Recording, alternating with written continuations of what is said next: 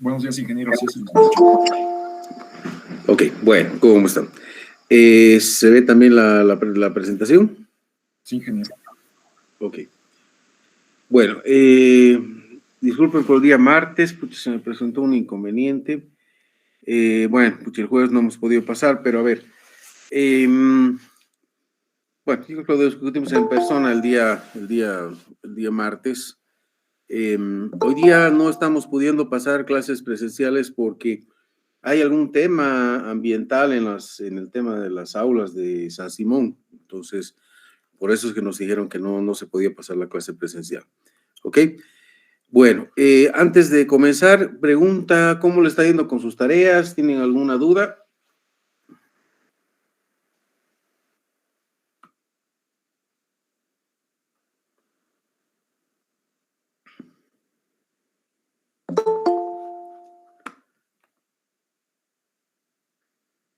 Bueno, me parece que no.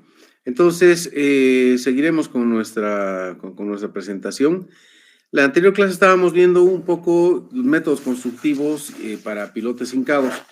Eso lo vamos a dejar un poquito para la segunda parte de la clase del martes, para hacerlo un poco ameno. Y ahora vamos a seguir viendo un poco la teoría, ¿ya? Y también hoy día yo creo que les voy a dar una tareita también, aparte, ¿ya? Entonces, habíamos visto ya toda esta hoja, que son para pilotes hincados, ¿no? Métodos, distintos tipos de métodos de cálculo, entre los mejores y más costosos o más tardones, o como ustedes quieran llamarle, y los más, y algunos que son, bueno, fórmulas que hemos visto que son aproximadas. ¿Ok? Bueno, hemos dicho que pilotes hincados no son lo mismo que pilotes vaciados in situ, ¿no? Y estábamos empezando a ver los pilotes vaciados in situ. Y vamos a ver hoy día un poquito algunos de estos métodos. Sí, ya habíamos visto lo que son pruebas de carga, nos falta el Osterberg-Schell un poquito, y habíamos visto que las pruebas de carga, bueno, estáticas, hemos visto en campo y en campo y en aula, hemos visto un poco lo que son también los métodos dinámicos, y ahora vamos a ver para pilotes vaciados in situ, determinación de la capacidad portante de un pilote vaciado in situ en base a propiedades del suelo. Primero vamos a empezar a ver los suelos no cohesivos y luego los suelos cohesivos. ¿Ok? Entonces, dicho esto, nos vamos a ver el primer método. Antes de eso, habíamos visto una parte introductoria, la anterior clase, donde decíamos que no se ve el mouse, ¿no? Se ve. ¿Se ve? Ah, ok. Bueno, entonces habíamos visto que dependiendo del tipo de suelo y el método constructivo, entonces los diámetros de los pilotes vaciados in situ por lo general llegan a ser entre un 5, un 10%, hasta un 100% más grandes que el teórico. ¿Ok? ¿Esto por qué? Más que todo por temas de costos, por tema de también saber cómo son los pilotes, etcétera. ¿Ok? Bueno. Esta partecita que viene acá la vamos a retomar el día martes, ¿ya? Son ensayos no destructivos, básicamente son ensayos de este grupo, el StatNamic, que, claro, no les he dado la tarea, pero sí vamos a ver un poquito el día miércoles cómo se hace, ¿ok? Bueno, entonces nos iremos al primero. Tenemos pilotes vaciados in situ, basados en propiedades del suelo y en suelos no cohesivos, vale decir, arenas.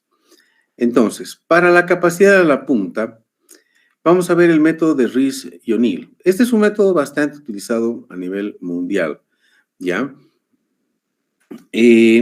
Entonces, ¿qué nos dice el método de Rees y O'Neill? Nos dice la capacidad de la punta del pilote de pilotes vaciados in situ, en suelos no cohesivos, vale decir arenas, es menor que para pilotes hincados. La capacidad en la punta. ¿Por qué? Porque el suelo es disturbado por la excavación. Sí, cuando estamos excavando, movemos el suelo del fondo de la excavación. Y si lo movemos, pues entonces ya está medio debilitado, ¿no? Luego, la compresión del suelo bajo los pilotes hincados no existe. ¿A qué se refiere? Cuando estamos hincando, pues el suelo que está debajo del pilote se lo empuja hacia abajo y se compacta el suelo. Aquí no hay eso. Luego, disminución de esfuerzos cuando el hueco está abierto. Entonces, cuando abrimos, claro, todo trata de derrumbarse. El suelo, si le quitamos peso, entonces se relaja, se expande un poquito. Luego, el diámetro y la profundidad es, a ver, diámetro y profundidad de influencia es mayor. Aquí no nos dice que la resistencia en pilotes vaciados es menor que en hincados. Simplemente dice que, como el diámetro por lo general es más grande, influye a una cantidad de suelo más grande por debajo. Puede ser que influya a suelos más resistentes o menos resistentes. Y bueno, nos dice, entonces, el método nos dice, esta es la ecuación. Nos dice la capacidad en la punta es 0.6 por un sigma, un valor de referencia, por N60. Fíjense que me parecen las ecuaciones del SPT 97, más o menos. Sí, pero bueno, pero esto es para vaciados in situ, ¿ok? Y nos dice, bueno, ¿qué sigma R? Sigma R depende de las unidades. Si ustedes utilizan kilopascales, tendrá un valor de 100. Si ustedes utilizan kilos por centímetro cuadrado, tendrá un valor de 1. ¿Sí? Luego, el número de golpes.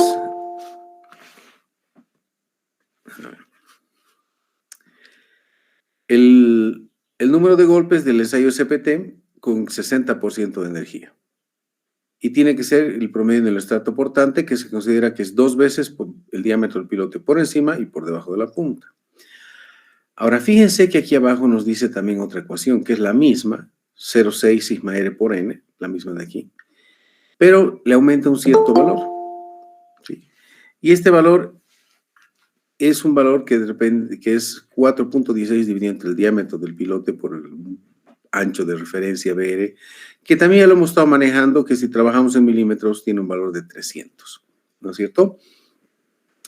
¿Qué diferencia hay entre estas dos ecuaciones? La diferencia es que la primera es para diámetros no tan grandes, vale decir hasta 1,20 m de diámetro.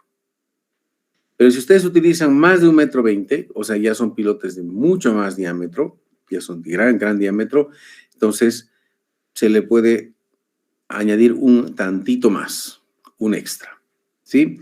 Fíjense que en el primer caso, además, la resistencia del pilote la limita a un valor máximo de 4.500 kilopascales, ¿sí? O 95 kilolibras por pulgada cuadrada en el caso de unidades inglesas, ¿ok? Estos son 4.5 megapascales, ¿sí? 4.5 megapascales. ¿Alguien sabe cómo transformar rápido kilos por centímetro cuadrado? Para tener una idea. Bueno, esto llega a ser más o menos 45 kilos por centímetro cuadrado. Realmente es un valor sumamente alto. ¿Qué significa? Si esta ecuación nos da más de ese valor, algo raro está pasando. No puede ser más grande que eso. ¿Ok? A ver. 250. 4.5. Sí, eso es. ¿Ya? Bueno. Vamos a ver un ejemplo y les voy a dar una tarea también sobre esto. Y entonces ahora vamos a ver la capacidad del fuste. ¿Se está escuchando hasta ahora? Sí, ingeniero, un favor, ¿será que le puede hacer un zoom al PDF? Es que no se puede ver bien las letras. Perfecto, está muy bien. Por favor, me interrumpen nomás el rato que ustedes necesiten, ¿ya?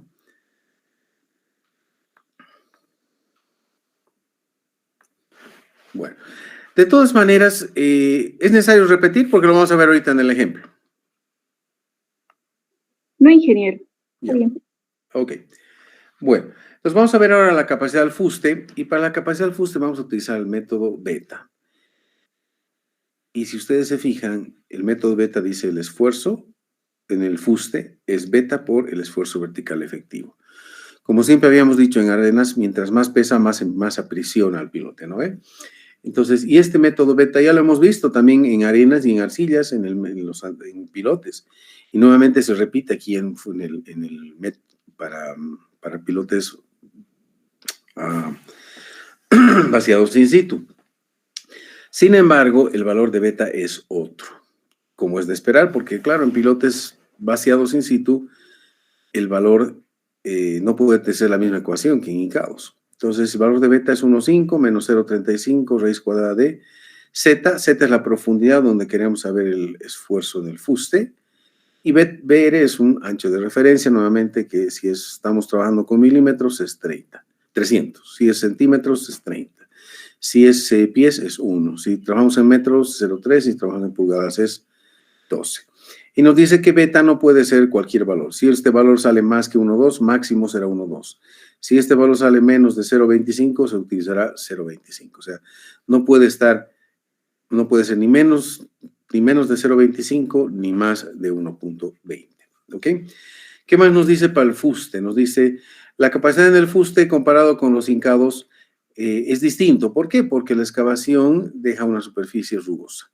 Esto nos ayuda a aumentar el factor de fricción, el esfuerzo de fricción.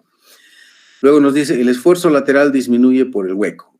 ¿Sí? O sea, al hacer el hueco se libera el suelo y si se libera, se debilita el suelo y por lo tanto la resistencia al fuste disminuiría. Luego, si utilizan bentonita, entonces se puede formar una película que se llama la slurry cake y esto reduce la resistencia al fuste y a veces lo puede reducir muy drásticamente, incluso lo puede volver cero. Bueno, vamos a tratar de hacer un ejemplo. Sin embargo, antes de entrar al ejemplo, a ver, no, miento, ya entraremos al ejemplo. ¿Ya? Directamente vamos a ver un ejemplo. Voy a agrandar también para que se pueda ver un poco mejor. ¿Sí? ¿Qué nos dicen? Nos dicen, a ver, tenemos que determinar la capacidad de apoyo admisible de un pilote que se muestra en esta figura. Se usará un control de calidad normal para la construcción. Y bueno, ¿qué valores nos dan? Nos dicen, ustedes tienen un pilote de 60 de diámetro. 60 es de los más pequeños para vaciados in situ. Vamos a ver después por qué. Nos dice que vamos a tener un pilote de 13 metros de profundidad, un diámetro razonable, profundidad razonable para nuestro medio. Nos dice que vamos a perforar este pilote a través de una silty sand. Sand es arena, silty es limosa y su símbolo es SM. S viene de la S de sand y M es del limo, que en inglés se llama silt. Ya, como la S ya está utilizada para sand, entonces para limo le ponen la letra M. ¿Ok? Y nos dice el nivel freático va a estar a 2 metros. Sin embargo, a los 350 de profundidad y hay un cambio de estrato, algo que sería un well-graded sand. Sand, arena, well-graded es bien gradada. Entonces, la S viene acá en el símbolo S y la W de well-graded viene acá, por eso su símbolo sería SW. ¿Y de dónde vienen estos símbolos? Estos símbolos vienen de la clasificación unificada. Y es la primera vez que estamos viendo en nuestro ejemplo, bueno, no la primera vez, pero es de las pocas veces que se ve una buena clasificación en un estudio de suelos. Y vamos a utilizar esta clasificación para el cálculo. ¿Ya? ¿Cómo? Vamos a utilizar esta tablita de acá. En esta tabla nos dan para todos los tipos de suelos, nos dicen más o menos cuál es su gama, su peso propio. ¿Ok? Bueno, pero antes de entrar a eso, ¿qué datos más nos entregan? Nos dicen que tenemos los valores del SPT, el N60, a distintas profundidades. Tenemos el N60 a 1 metro, que va al 10, a 250, que es 12, tenemos a 4, 7, 9, 12, 16, 20 metros. Y aquí tenemos los golpes de SPT. ¿Ok? Para que tengan una idea, en nuestro medio tenemos golpes de 10, 15, 20, o sea, es razonable esto también en nuestro medio. ¿Ok? Bueno. Entonces, ¿para qué vamos a utilizar el nombre de los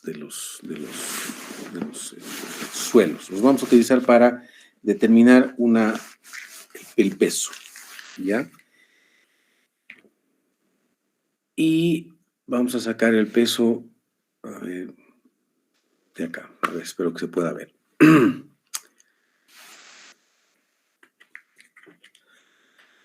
A ver, en la primera fila nos dice el soil type, tipo de suelo, ¿ya? Bueno, este es un autor que da estos pesos, que son muy razonables desde mi punto de vista. Como os digo, no hay una norma clara, una regla clara como ser el ACI, pero lo que tenemos que hacer es basarnos en distintos autores, ¿no? Casi nunca alguien les va a dar el peso del suelo, casi no se determina. Entonces vamos a sacar en base a estas tablas. Entonces decimos, el primero es un GP. G viene de grava, gravel en inglés, que es grava. Y P viene de poorly graded, significa pobremente gradado, ¿ya? Nos dice en este caso que el peso unitario por encima del nivel freático y por debajo del nivel freático. Nos dice, por encima del nivel freático está, por ejemplo, bueno, esto está en libras por pie cúbico y aquí está en kilonewtons por metro cúbico, ¿sí? Esto es por encima del nivel freático, que dice above groundwater table. Above es arriba y groundwater es nivel freático, la groundwater table.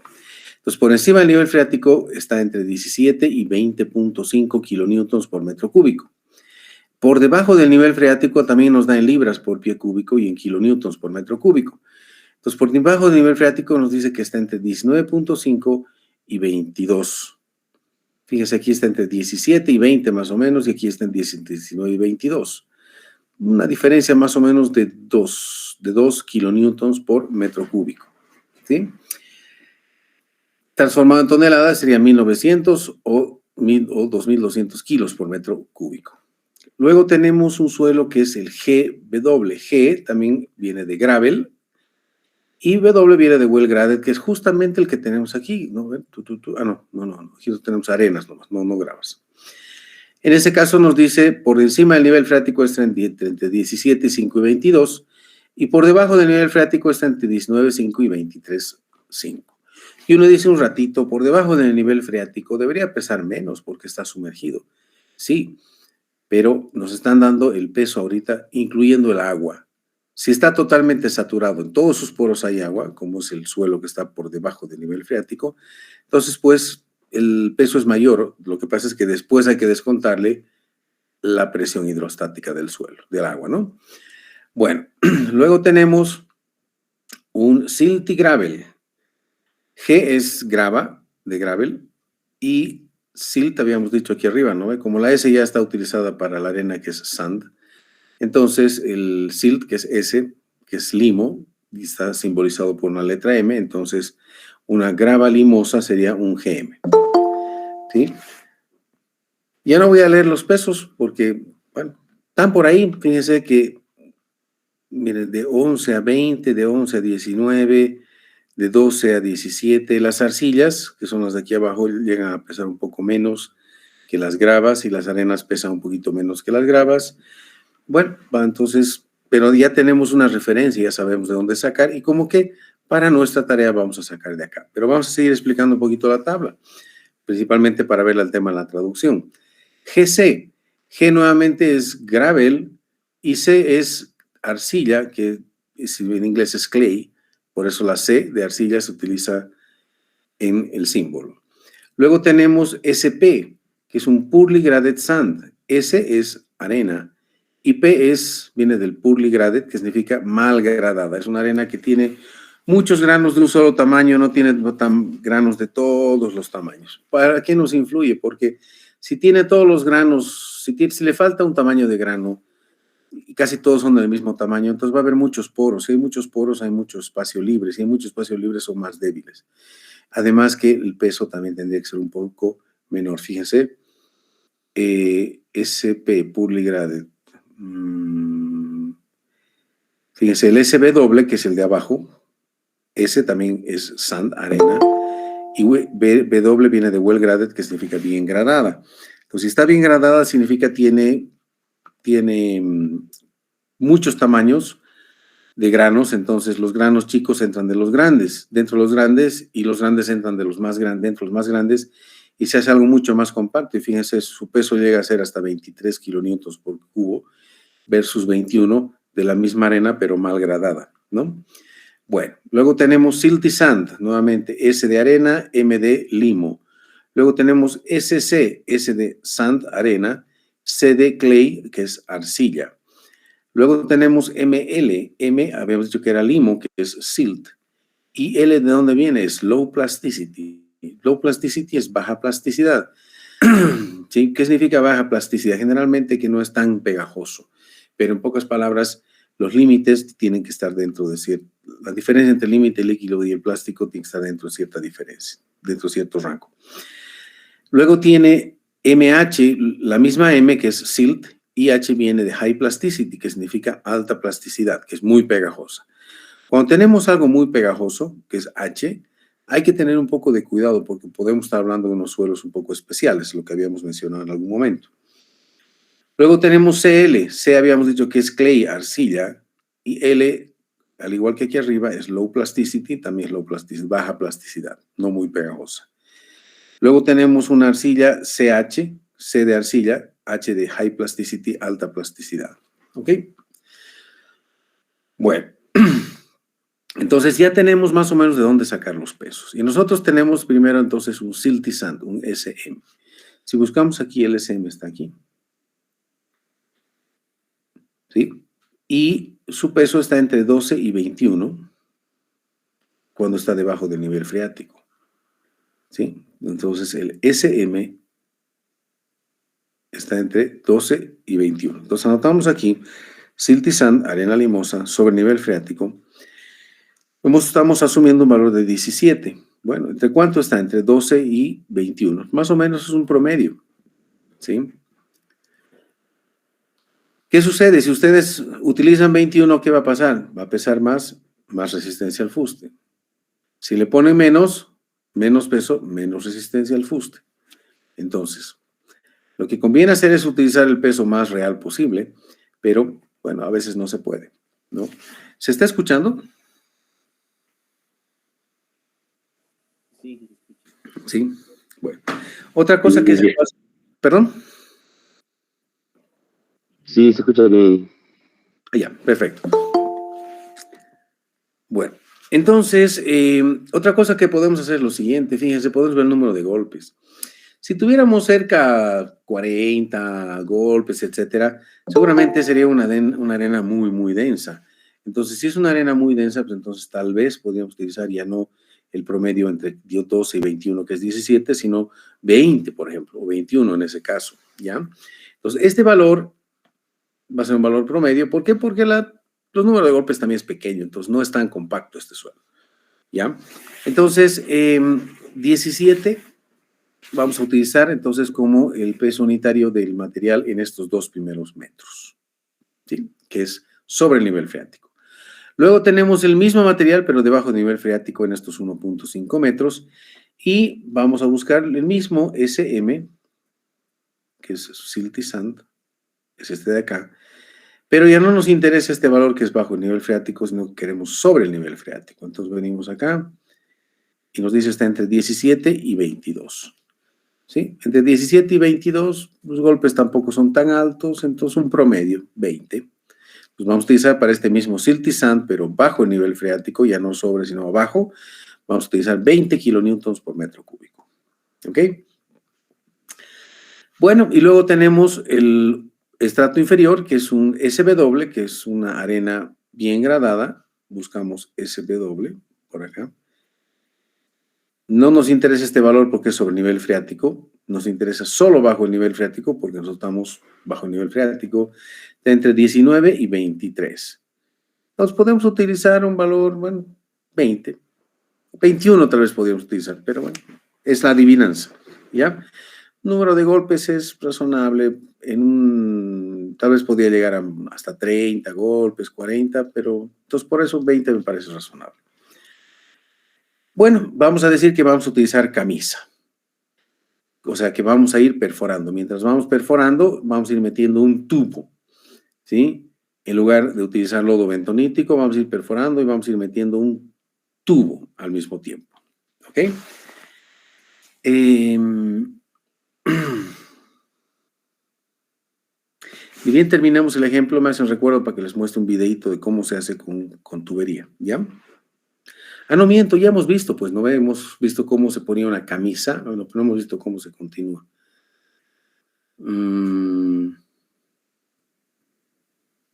Sí, de cuando terminemos el ejemplo más les recuerdo, ¿ya? Para ver un videito.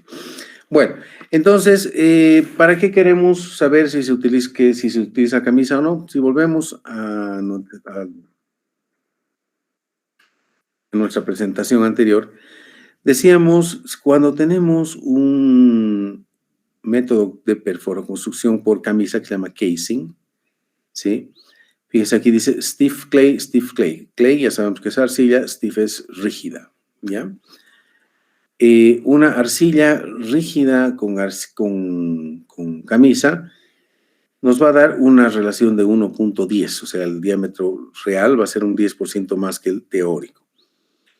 ¿Dónde más tenemos casing? Casing, open hole, variable speed, open hole, slurry, open hole, core barrel, no hay. Solamente para la arcilla. Ah, no, es que en arena, cuando se utiliza, muchas veces utiliza un vibro, ¿ya? Habíamos visto un poquito, ¿no? Que es un martillo que vibra en la cabeza y va metiendo una camisa. Entonces, en este caso, nos dice, es 1 la relación entre el diámetro as-built, el real, versus el teórico, ¿no? Entonces, simplemente para utilizar un poco esta tabla, es que en el ejemplo se habla de este método constructivo, ¿sí? Y bueno, entonces nos iremos a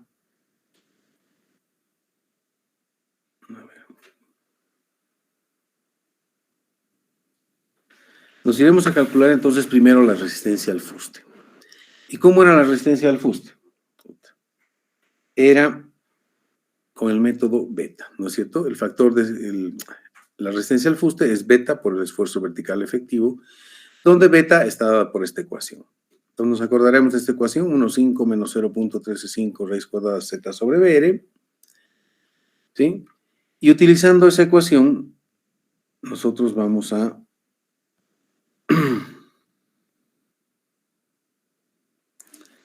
poder determinar la resistencia al fuste. Entonces, primero vamos a hacer el estrato arriba, los 2 primeros metros, que es un SW, que es un silty sand, entonces decimos aquí silty sand. Above GWT significa above ground water table, o sea, sobre el nivel freático. ¿Sí? El centro del estrato es 1 metro. ¿Por qué? Porque el centro de 2 metros es 1. Vamos a calcular la resistencia al fuste al centro de estos 2 metros, vale decir a 1. Para ese valor Z vamos a calcular beta. Pero bueno, iremos al siguiente. Silty sand, también la misma, pero debajo del nivel freático. En estos 1.5 metros, pues dice below ground water table, GWT, que es nivel freático. ¿Cuál va a ser la profundidad? Va a ser 2 más la mitad de 1.25, de 1.5, que nos va a dar 2.75. ¿Sí? Luego tenemos el estrato well graded sand, arena bien gradada, que es SW, ¿sí? Que aquí simplemente lo dice arena. Y fíjense que lo ha dividido en 2 estratos. Podríamos haber manejado un estrato que diga desde 3.5 hasta los 13 metros, pero él decide dividir en 2, uno de 3.5 a 9 y uno de 9 a 13. ¿Ya? Y por algún motivo dice 13.30, creo que hay algún error aquí en estos 13, ¿ok? 13.30. ¿Por qué? Porque quiere ser más preciso, por eso ha subdividido en 2 estratos. Dice, es muy grande como para asumir un solo estrato, asumo 2. Yo personalmente asumiría solo 1, ¿por qué? Porque no sé cuán cerca voy a estar de la realidad. Sé que voy a hacer prueba de carga, entonces hubiera asumido 1. Pero bueno, entonces nos dice de 3.5 a 9, hace un subestrato, desde aquí hasta 3.5 a 9, y el promedio entre 3.5 y 9 es 6.25. Y finalmente, de 9 a 13, el promedio entre 9 y 13 es 11.15. Entonces va a calcular el valor de la resistencia al fuste F sub S para cada uno de esos puntos. Vale decir, al centro los 2 metros, al centro del 1.5, al centro entre 3.5 y 9 y al centro entre 9 y 13.3. ¿Ok? Como ya tenemos el valor de Z, si volvemos atrás, con el valor de Z introducimos a esta ecuación, beta R va a ser 300 milímetros o, si vamos a manejar metros, 0.3 metros y podemos encontrar beta muy fácilmente, ¿no es cierto? A ver, no sé si alguien me puede ayudar con una calculadora. A ver, calcularemos para 6.25 con Z 6.25. Sería 6.25 entre 0.3, todo esto raíz cuadrada.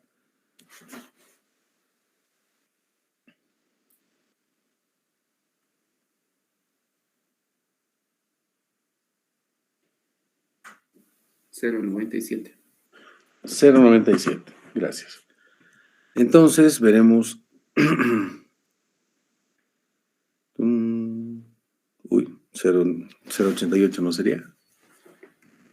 0.88 está bien. Sí, ya, perfecto. Entonces, bueno, de esa manera calculamos beta. ¿Ok? Yo les voy a dar una tarea, es muy parecido, entonces ya lo van a calcular. ¿Qué más necesitamos? Si nos vamos al método, nos dice, bueno, con beta necesitamos multiplicar por un sigma prima b para encontrar la resistencia al fuste. ¿Y cómo se calcula sigma prima b? Bueno, todos me han dicho que han pasado suelos, con el ingeniero Salinas también, entonces seguro saben, ¿no? Entonces el esfuerzo vertical efectivo a 2 metros va a ser justamente el peso del suelo, que es 17, multiplicado por la mitad, que es 1, ¿no ven? No hay agua, entonces no se reduce nada. Entonces 17 por 1 va a ser 17. Y aquí justamente el esfuerzo vertical efectivo es 17, ¿no?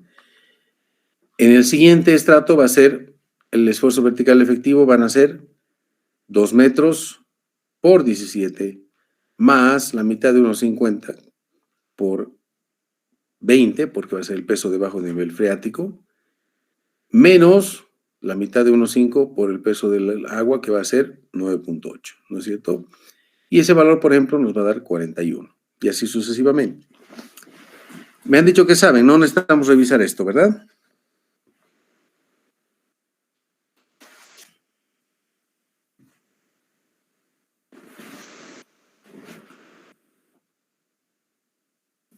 Sí, Bueno, sí, sí.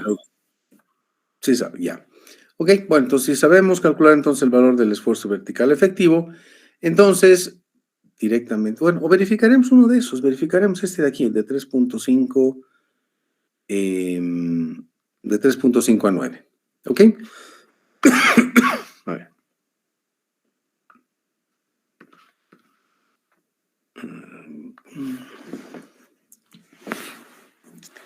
Voy a tratar de dibujar algo en la pantalla. Entonces vamos a tratar de hacer este de aquí. Ya, vamos a tratar de determinar este valor de aquí. ¿Y cómo hacemos entonces? Decimos primero, del primer estrato, ¿sí? Aquí el peso va a ser esta profundidad de 1.00 por este valor de aquí que es 17 kilonewtons, ¿no es cierto? ¿Cuánto nos da esto? Esto nos va a dar 1.0 por 17, nos va a dar 17, ¿no es cierto? Perdón, 2.0, entonces este no es 17, este valor sería, no se nota muy bien, ¿no? Voy a cambiar de color más bien.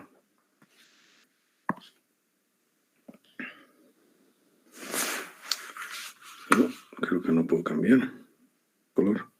Sí, ni modo, no estoy pudiendo. Entonces, en el primer estrato vamos a tener 2.00 metros por 17, y esto va a ser 34, ¿no es cierto? 34. El segundo estrato tiene 1.5 metros. Entonces, 1.5 por, ¿cuánto pesa? Pesa esto que dice aquí abajo, que son 20 kilonewtons por 20. Entonces, estos son 30, ¿no es cierto? Luego, vamos a meterle el suelo desde esta profundidad que es menos 3.5 hasta, lo que decía acá, hasta 9 metros, ¿no es cierto? Entonces, hasta 9 metros. Sí, pero nosotros no queremos a 9 metros, queremos a 6.25, queremos en el centro del estrato. Ah, bueno, entonces ponemos aquí, por aquí 6.25. ¿Sí? Entonces, hasta 6.25, hasta aquí, ¿qué peso vamos a tener? Pues vamos a tener 3.5 menos 6.25, ¿cuánto sería eso? Bueno, vamos a notar 6.25 menos 3.5 multiplicado por el peso del suelo. ¿Y cuánto es el peso del suelo? Ya sería este de aquí abajo, ¿no es cierto? Que también es 20, entonces por 20. ¿Cuánto nos daría este valor?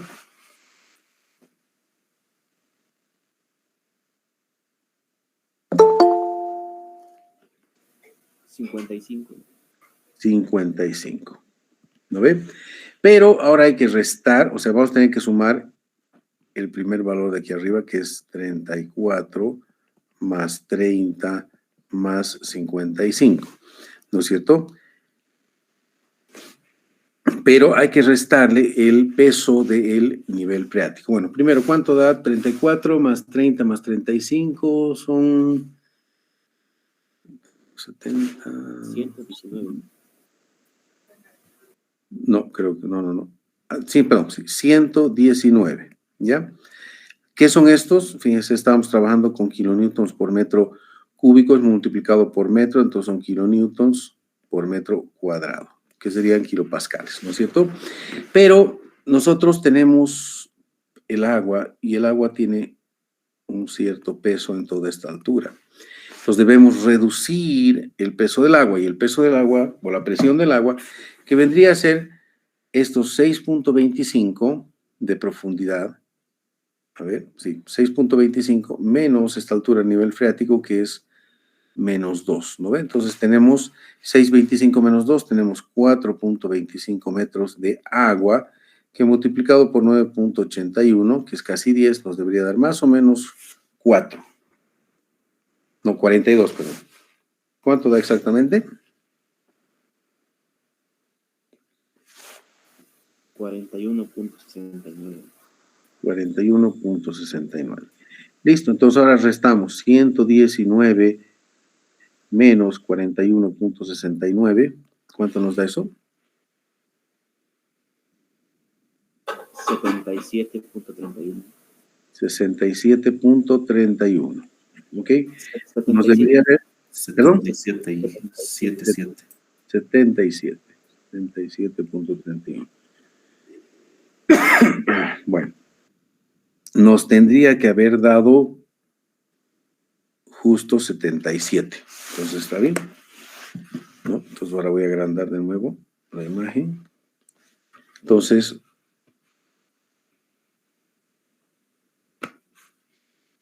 se ve el mouse, me han dicho, ¿no?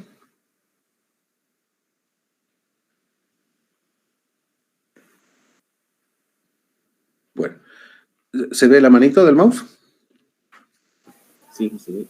Bueno, nos íbamos a encontrar este valor, 0.3, hasta con casi, bueno, lo tenemos calculado con una coma más. Entonces ya sabemos cómo calcular el esfuerzo vertical efectivo. Se hace lo mismo en cada uno de para una de las 4 profundidades. ¿Para qué hemos encontrado sigma prima B? Bueno, nuevamente vamos a ver, hemos encontrado beta, hemos encontrado sigma prima B. Y nos vamos a ver el método de la resistencia al fuste. Pues fíjense que lo que tenemos que utilizar ahora es esta ecuación, multiplicar beta por sigma prima B para tener la resistencia al fuste, ¿no es cierto? Entonces, eso es lo que hacemos acá. Perdón. Vamos a multiplicar. Vamos a multiplicar este valor de beta, 0.88 por 0.77, eso nos va a dar 68. Vamos a multiplicar 1.20 por 17 y nos va a dar 20.4. Vamos a multiplicar 1.09 por 41, nos va a dar 45, y finalmente 0.68 por 126 nos va a dar 86.2. Ahora, estas de acá son resistencias unitarias, todos estos de acá, en kilopascales, o sea, son kilonewtons por metro cuadrado. Hay que multiplicar por el área de influencia. o el área del fuste, si ustedes quieren llamarle. Este primero de acá, que es el primer estratito, ¿sí? Que es este de acá, de 0 a 2 metros, bueno, tendrá que multiplicarse por el área en los 2 metros. ¿Y cuál es el área? Va a ser pi por 0,60, que es el perímetro, por 2 metros. ¿Sí? ¿Cuánto da eso?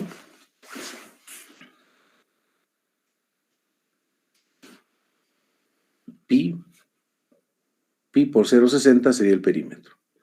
Por 2 metros, que es la altura del estrato, más o menos, pi es 3 por 6, 18. 18 por 2, más o menos 36 debería ser. 36, pero para metros cuadrados 3.7 metros cuadrados. ¿Han sacado este valor ustedes también, no? Sí, me sale. Ok. Bueno, el siguiente estrato está de 2 a 3.50, que es 1,5 m. ¿Cuánto es el área del fuste en este 1,5 m? Va a ser pi por 0,60, que es el diámetro, por 1,5, ¿sí? Y ese valor nos va a dar 2.83. En el siguiente, pi por 0,60 por la distancia entre 9 y 3,5, que sería 5.5, nos va a dar 10.37. Finalmente aquí, pi por 0,60 por la diferencia entre 13 y 9 metros nos va a dar 8,10. Ahora sí, podemos multiplicar esta resistencia unitaria por esta área del fuste y vamos a tener esta carga de 77 kilonewtons. Esos 77 kilonewtons sería la resistencia al fuste en este primer estrato. Luego, vamos a calcular 128, que va a ser 45,2 por 2,83, nos va a dar 128. ¿Qué es 128? 128 es la resistencia al fuste en este estrato de 1,50 m. Luego, en el estrato que va de 3,5 a 9 metros, la resistencia al fuste va a ser 68 por 10,37, que va a dar 703. Y finalmente, 86 por 8.10 va a dar 619, que va a ser la resistencia al fuste en este último estrato, subestrato llamaremos. Si sumamos todos, nos va a dar 1.609 kilonewtons, que va a ser la resistencia total al fuste. ¿Ok? 1.600 kilonewtons son más o menos 160 toneladas. Este es un valor razonable, que también se asemeja a los valores en pilotes hincados en algunos casos, pero, claro, este es un pilote de 60, los hincados son generalmente de 40, de 30, más o menos así, ¿no es cierto? Entonces, ya tenemos la resistencia al fuste. Ahora lo que nos falta es calcular la resistencia a la punta. Y para la resistencia a la punta, vamos a volver atrás y vamos a decir que vamos a utilizar el método de Rees-O'Neill, ¿sí? Nuestro pilote es de 0,60, es menos que 1,20, entonces no utilizamos la ecuación de abajo, utilizamos la ecuación de arriba, ¿ok? Entonces, la resistencia a la punta va a ser 0,60 por un sigma de referencia por un N60. Si vamos a trabajar con kilopascales, el valor del sigma de referencia tiene que ser 100 kilopascales, ¿ok? Y no puede ser más grande que 4.500 kilopascales. Entonces, acordamos de esta ecuación, la vamos a anotar en nuestro ejemplo, y decimos, aquí está la ecuación. ¿Sí? Aquí está la ecuación, 0,60 sigma R por N60, donde este sigma R tiene que ser 100 si vamos a utilizar kilopascales. Voy a hacer un zoom también para que se vea mejor. ¿Ok? 0,60 es una constante, N60, 22, ¿de dónde viene? Ahorita vamos a ver. No, vamos a ver. Sí, vamos a hacer un zoom.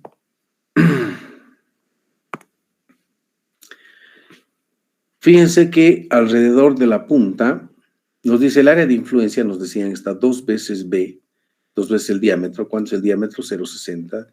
2 por 0,60 va a dar 1,20. Entonces, 13 más 1,20 son 14,20. Entonces, más o menos 2 veces B por debajo del pilote es el área de influencia. El suelo que estuviera en esta zona va a influir en la resistencia a la punta. Bueno, más o menos a 14, entre 13 y 14, 20, ¿cuánto es el número de golpes? Pues no hay. Pero si no hay que tomar alguna suposición. ¿Cuál es el más cercano? ¿El de arriba? No, el más cercano es el de abajo.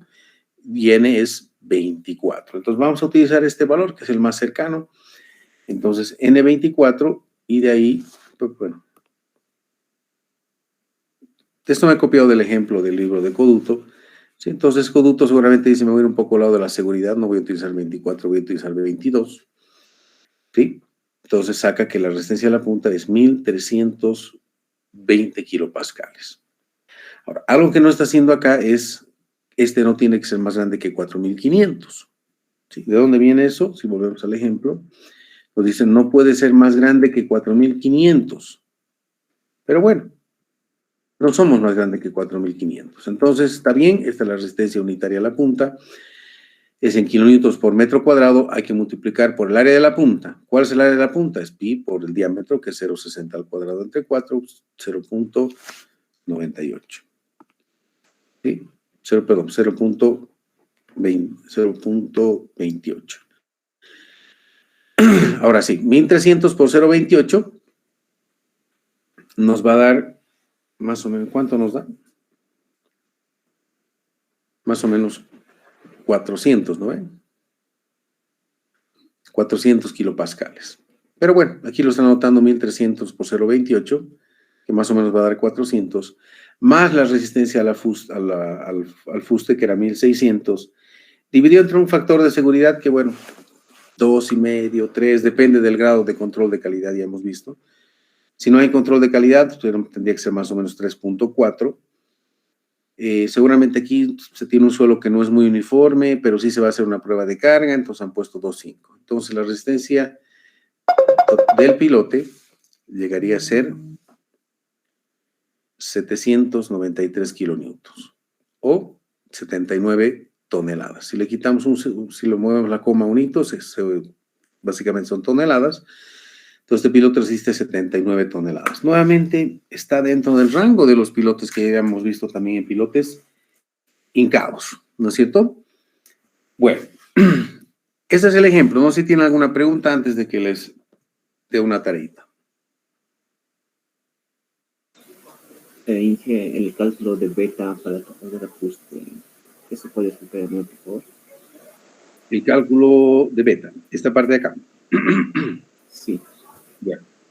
¿De dónde viene beta? Beta viene de esta ecuación. En realidad aquí voy a borrar esto. Y me voy a acercar un poquito. Me han dicho que se ve el mouse, ¿verdad? Entonces, el valor de beta viene de esta ecuación. Es 1,5 menos 1 menos 0.135 Z sobre BR. Y la anotaremos esta ecuación en la siguiente página. ¿Ok? 1,5 menos 0.135.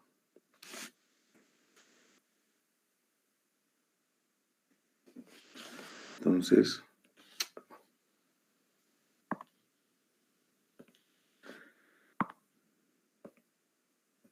beta es igual a 1.5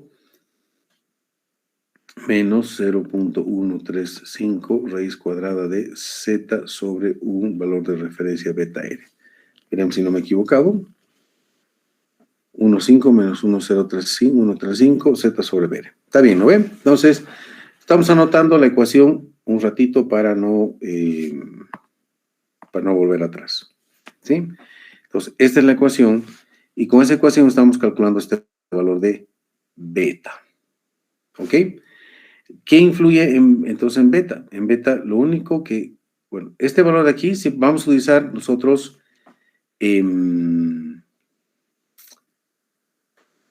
metros. Entonces, este beta R va a ser 0.30.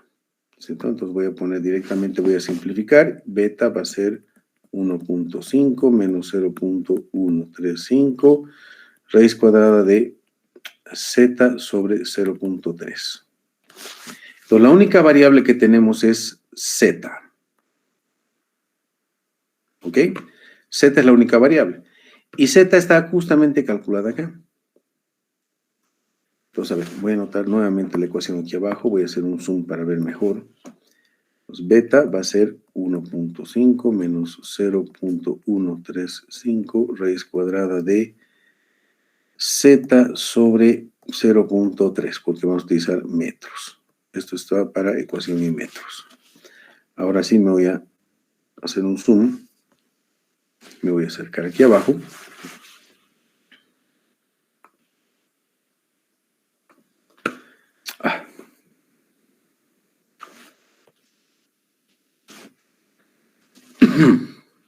Bueno. Entonces, si utilizamos 1, si z es 1, beta va a salir 1, 2. ¿De dónde sale? Ponen aquí z1, entonces calcularemos. Si alguien me ayuda con su calculadora, 1,5 menos 0,135, raíz cuadrada de 1 entre 0,3. Debería dar 1.2. A ver. Sí, da 1.25 daría exactamente. Perfecto. En el siguiente, digamos, con 6.25, si ponemos 6.25 acá, pues 1,5 menos 0,135, 6.25 entre 0,3, nos debería dar 0,8. Sí, me da 0.88. Entonces, esa era la pregunta. ¿Está claro ahora? Sí, esa es la pregunta, gracias. Perfecto. Ok. ¿Alguna otra pregunta, tal vez? Ingeniero, el tema del área en este caso, no sé cómo se ha calculado. El área. A ver. Iremos al último estrato, ¿sí? Al último subestrato. Nos dice que era de 9 a 13.3. ¿Sí? El último subestrato es de 9 a 13.3 metros. El centro del estrato está a 11.50, 11.15. Para ese 11.15 se pone aquí 11.15 y el valor de beta va a dar 0.68. Y bueno, ustedes me preguntan cómo se calcula este 810, por ejemplo. Calcularemos este 810. ¿Sí? Este esfuerzo del al fuste, que es sigma por beta, 0,8 por 126 da 0,86, ¿no ve? Esto está en kilonewtons por metro cuadrado. Y nosotros queremos, al final de cuentas, kilonewtons, queremos una resultante, no queremos kilonewtons por metro cuadrado. Entonces hay que multiplicar por su área de influencia. ¿Y cuál es esa área de influencia? Entonces, si nos venimos aquí arriba, para poder dibujar no puedo manejar el zoom. Entonces, desde este valor de 9 metros hasta 13.3, hasta esta profundidad, ¿cuál es el área del fuste en todo este pedazo? Pues el área del fuste, la voy a dibujar aquí abajo, va a ser pi, voy a borrar un poquito, perdón.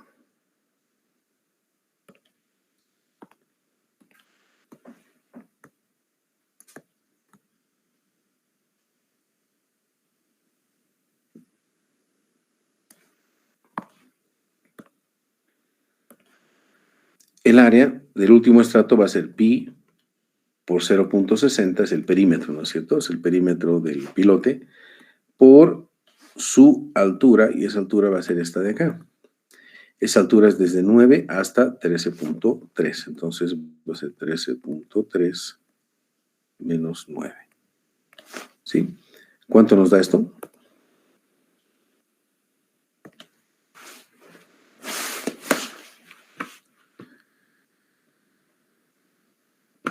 Nos debería dar 810, ¿no? Sí, da 810. ¿Sí, no ven? Entonces, ¿ahora sí se entiende o necesitan o quieren que veamos otro de estos más?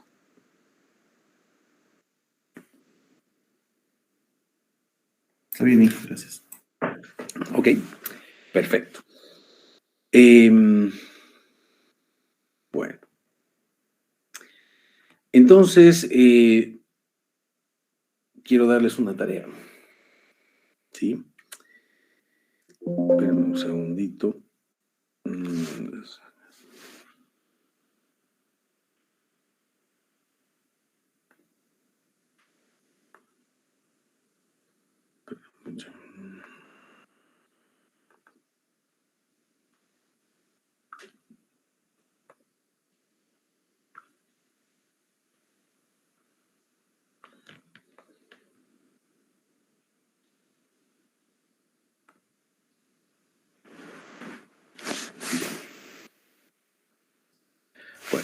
De nuevo, necesitaba borrar para poder dar la tarea.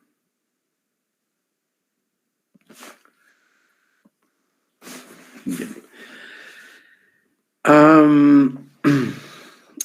Yo quiero que hagamos el trabajo para un pilote con diámetro 1.20 metros. ¿Ya? Y quiero que hagan para una longitud no de 13 metros, sino de 12 metros. ¿Ya? Y vamos a cambiar el nivel freático y lo vamos a colocar justamente en el cambio de estrato. ¿Ya? Para que sea un poco más sencillo para ustedes. El resto de los valores vamos a utilizar los mismos. O sea, si me falta algún dato, ustedes asumen que es alguno de los que está en el enunciado, no en los resultados, ¿no ve? Sino en el enunciado. ¿Ok? ¿Se entiende la tarea?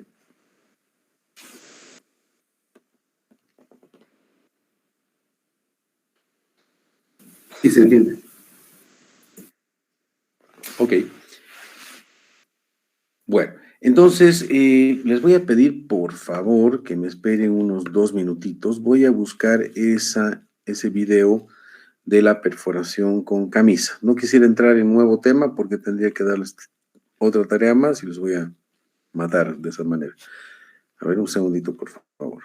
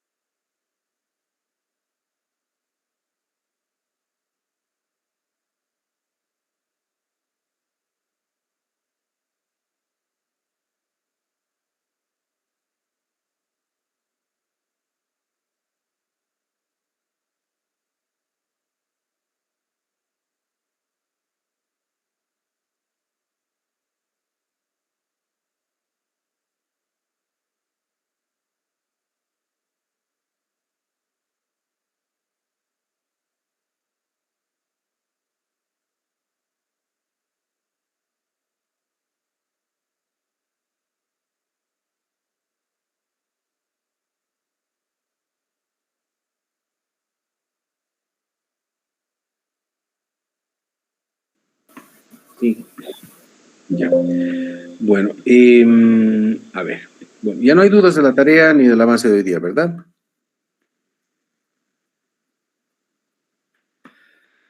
Bueno, no he podido encontrar el video que yo tenía. Entonces voy a utilizar ahorita acabo de encontrar un esquema. Como les digo, si ustedes ponen en inglés, o sea, en el Google 3D Shaft, van a encontrar un montón de información.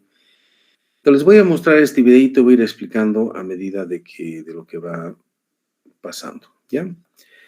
A ver, esta es una máquina aquí a la izquierda, una grúa, y aquí se utiliza, fíjense, este elemento que se llama un oscilador. Y esta es una camisa que llega a ser hasta de 4 metros de diámetro. Y este oscilador, fíjense que gira hacia los costados, o sea, genera un giro en la camisa. Como son camisas de 1,20 m, 2 metros, así, necesitan mucho poder, ¿ya? Entonces, lo que hace la perforadora es, bueno, excavar como tiene que excavar normalmente. En este caso está excavando con una almeja, por ejemplo, ¿ya? Que es como una manito, básicamente, que entra y recoge la tierra en el fondo de la excavación. ¿Ya? Y avanza, digamos, 2 metros. Entonces, una vez que avanza una cantidad suficiente, antes de que se le derrumbe, fíjense cómo entra, y en toda la perforación tiene un encamisado. Entonces agarra en la punta, saca el material. Esto es cuando tenemos piedra, arcilla, todo, ¿no? Cuando es arena, es mejor meter esta camisa vibrando, ¿ya? Entonces, a medida que va excavando, va metiendo también fíjense, la camisa.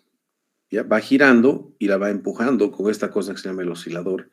Después añade otro pedazo de camisa y va entrando Este proceso se va haciendo al mismo tiempo que va excavando, por si acaso, ¿ya? Excava, digamos, 1 metro, mete 1 metro de camisa. Excava otro metro de camisa.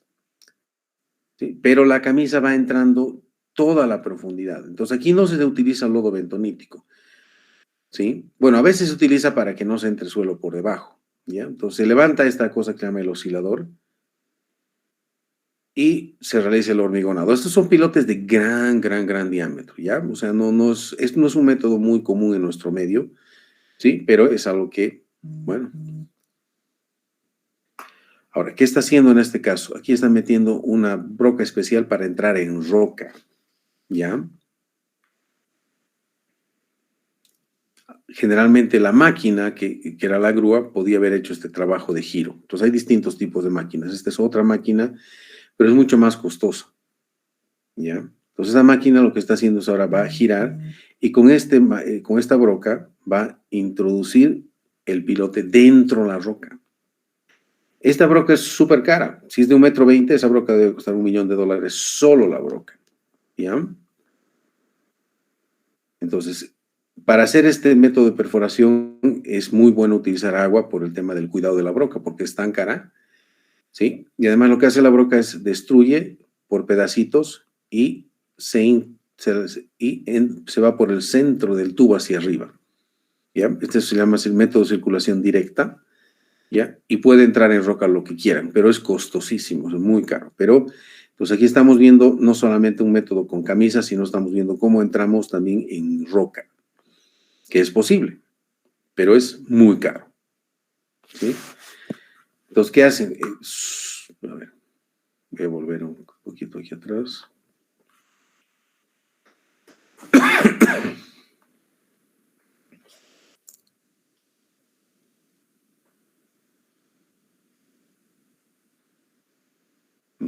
Ahí.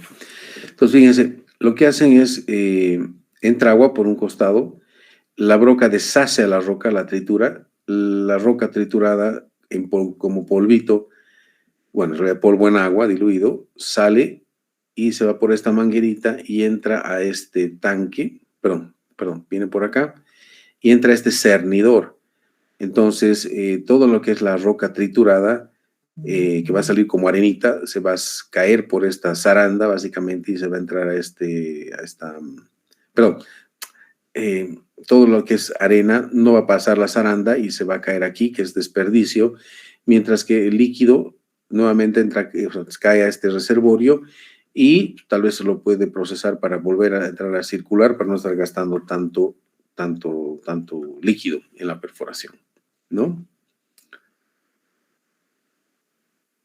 Y desde acá se va mandando el agua para la perforación, ¿no?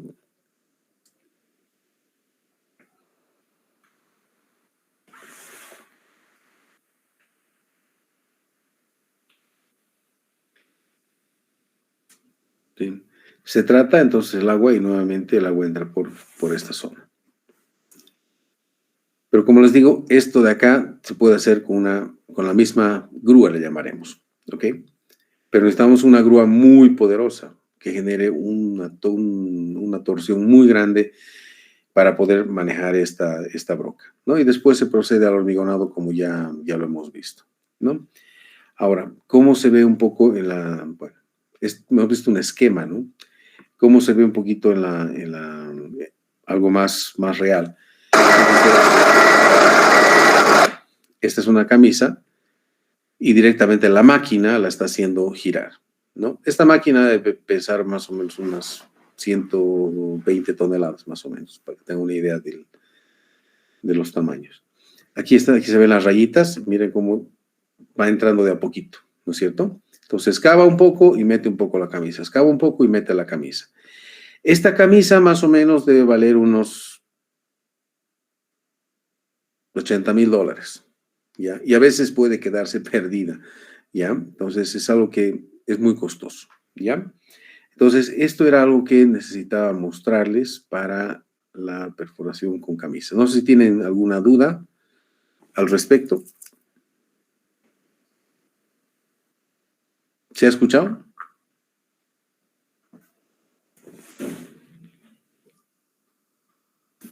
Todo claro, Miguel.